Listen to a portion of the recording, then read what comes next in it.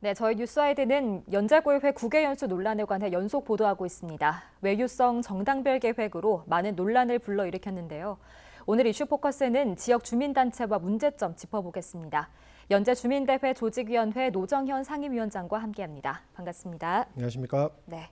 연자구의회 공무 국외연수 논란이 뜨겁습니다. 지금 시기적으로 부적절하다는 비판이 나오고 있는데 어떻게 보십니까?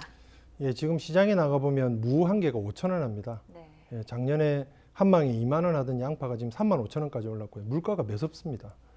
주택담보대출 금리 지금 7%인데 8% 향해 가고 있고요.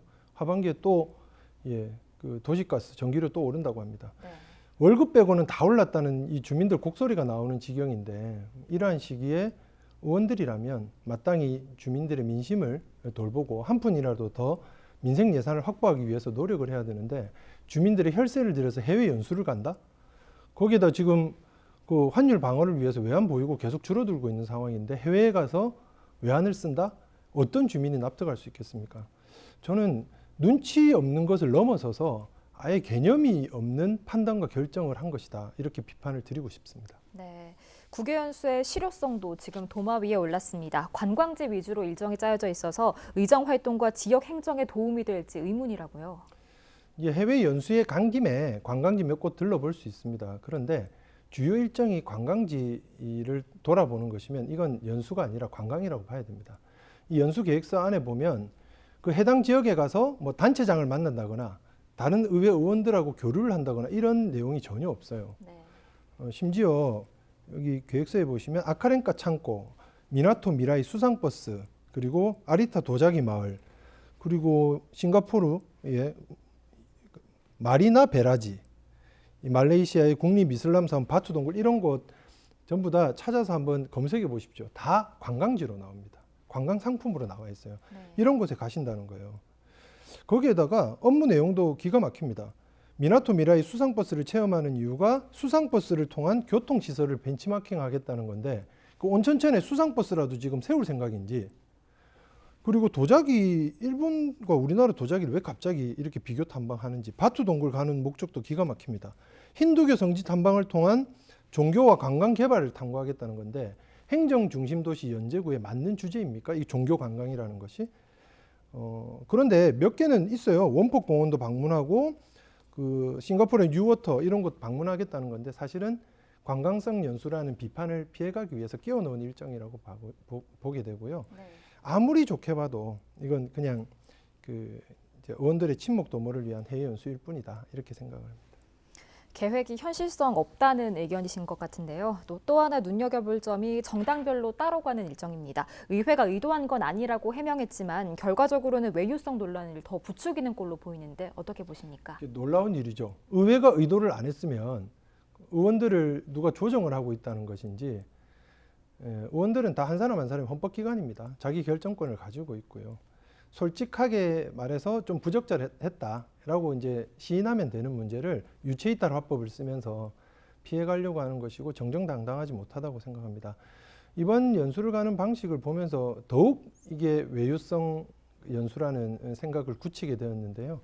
우선 지금 의회는 다 상임위원회를 중심으로 돌아갑니다. 네. 상임위원회에서 전문성을 가지고 조례도 심사하고 예산도 심사하고 그리고 행정사무감사 등 거의 대부분을 상임위원회 중심으로 하게 되는데 이번 연수는 상임위원회 차원에서 가지 않아요. 과연 의정활동에 뭘 반영하겠다는 건지 매우 불투명합니다. 더욱 심각한 것은 지금 이번에 정당별로 가지 않습니까? 네. 국민의힘, 민주당 이렇게 따로 갑니다. 이게 더 심각한 거죠. 의원들은 서로 경쟁하고 뭐 정당끼리 정책 경쟁할 수 있습니다. 그러나 당선되고 나면 의회 안에서는 초당적인 협력을 통해서 주민복리를 증진시켜 나가야 되는데요. 이번에는 니 편 내 편 갈라서 갑니다. 과연 이런 초당적인 협력보다 오히려 이 당리당략에 더 관심이 가 있는 것 아니냐 이렇게 볼 수밖에 없고요. 의원들 간에 사실은 같은 당 의원들끼리 편하게 한번 해외 다녀오자 정도로밖에 보이지 않는다는 것이죠. 네, 기초의회 국외연수는 이렇게 항상 외유성 비판에서 자유롭지 못합니다. 왜 그렇다고 생각하십니까? 주민들과 의원들 간의 인식의 간극이 존재하는 것 같습니다. 네. 주민들의 눈으로 이 연수 계획서를 보면요, 정말 불쾌합니다. 대놓고 관광 가겠다는 거거든요, 우리 세금으로. 근데 의원들은 아니래요. 비판을 해도 그냥 가겠답니다. 다녀와서 보자고 이렇게 당당하게 이야기를 하거든요. 사실은 의회에 배정된 예산은 의원들의 권리가 아닙니다. 한 푼도 허투루 써서는 안 되는 주민들의 혈세라는 인식, 이런 자성이 의회 의원들한테 필요하다고 생각하고요. 이번 연수 계획은 과감히 취소하시고 주민들의 뜻을 받드는 것이 옳은 처사라고 말씀드리고 싶습니다. 네. 국외 연수 계획이 나올 때마다 이렇게 논란이 반복되는데요. 어떻게 개선할 수 있다고 보십니까? 예, 해외 연수의 목적은 두 가지입니다. 외교력을 증진시킨다거나 또는 의원들의 전문 역량을 강화하는 것인데요. 우선 외교력을 증진시킨다? 사실은 외교는 국가 사무입니다. 정부가 담당을 하고 있고요. 물론 지방자치단체에서도 해외 교류도시 이런 협약을 맺어서 연제구 같으면 중국 상해 황포구라든지 일본 사가시라든지 이런 곳과 교류 협력을 하고 있습니다. 오가고 있기도 하고요. 그런데 이런 교류도시와의 우호 증진 정도를 넘어서서 과연 기초의회 차원에서 외교에서 어느 정도를 관여할 수 있는지, 영향을 줄 수 있는지 저는 매우 제한적이다 이렇게 생각하고요. 의원들의 역량을 증진시키는 문제도 생각해 볼 것이 부산이 1시간 생활권입니다. 네.